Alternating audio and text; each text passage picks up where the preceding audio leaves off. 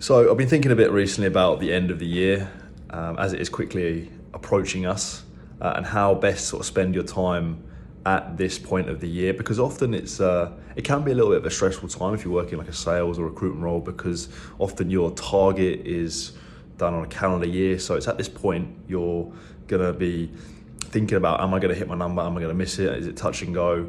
So I was going to talk a little bit about some maybe things to do, things to maybe avoid at this time of year that might help you get over the line, or even just avoid having a meltdown at this time of year, because it can be a stressful period. So I think the first thing to think about is, if you're touch and go, say, to avoid your number, avoid panicking.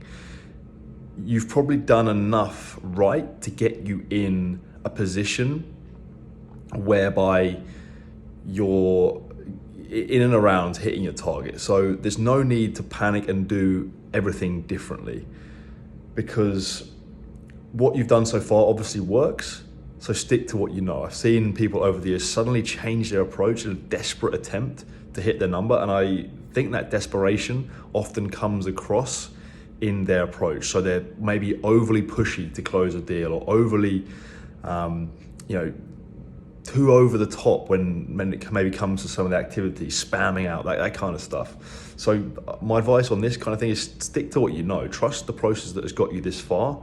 Keep doing it and back it that it will get you over the line. The only maybe tweaks I would advise around this time of year is really prioritize what deals may close and what deals are maybe future pipeline opportunities down the track. So look at your opportunities, rank them. If there's maybe more recruitment, rank them. What is going to close before the end of the year, and allocate resource, time, energy to those particular projects.